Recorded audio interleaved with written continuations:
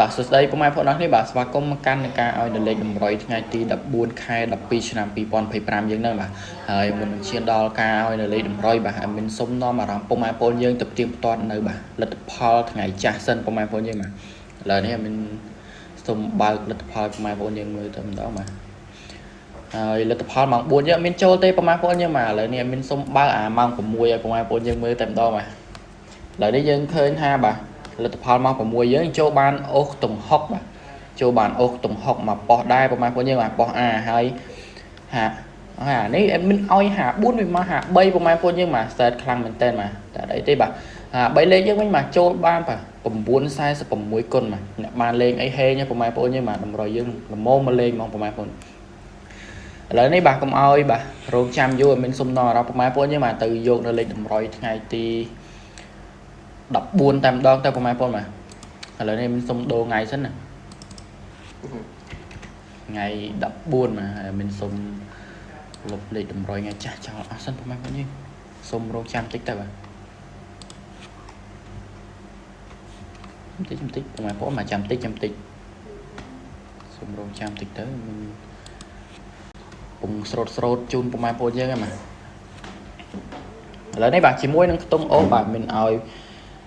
ខ្ទង់កាក់យ៉ាអធិស្ឋានបងច្រឡំអូខ្ទង់កៅ2មានឲ្យអូខ្ទង់កៅមានឲ្យអូខ្ទង់កៅហើយនឹងបាទខ្ទង់10អូខ្ទង់កៅនិងអូខ្ទង់10បាទជាមួយខ្ទង់អូយើងអូខ្ទង់កៅអូខ្ទង់10ហើយបាទជាមួយនឹងលេខតូចបាទមានឲ្យបាទ92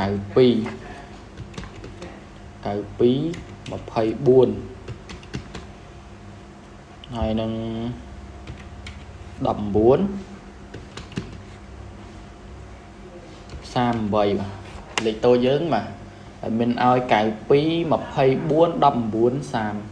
បាទពុកម៉ែបងប្អូនបាទលេខគុណទេបាទលេខតូចយើងបាទ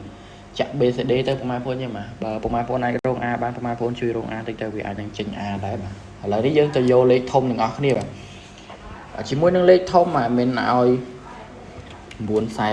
945ហើយនឹង246បាទហើយចុងក្រោយបាទមានឲ្យបាទ852បាទលេខធំយើងមើលលើហ្នឹងទៅប្រហែលបងប្អូនបាទលេខធំយើងចាក់គុណណាប្រហែលបងប្អូនបាទប្រហែលបងប្អូនគុណมันមានឱកាសចូលច្រើនបាទតែប្រហែលបងប្អូនអត់គុណទេអត់មានឱកាសចូលច្រើនទេប្រហែលហើយមានឱកាសចូលទេប្រហែលបងប្អូនបាទវាចូលដែរតែភាគរយតិចប្រហែលបងប្អូនបាទឥឡូវនេះបាទការឲ្យនៅលេខតម្រុយបាទថ្ងៃទី14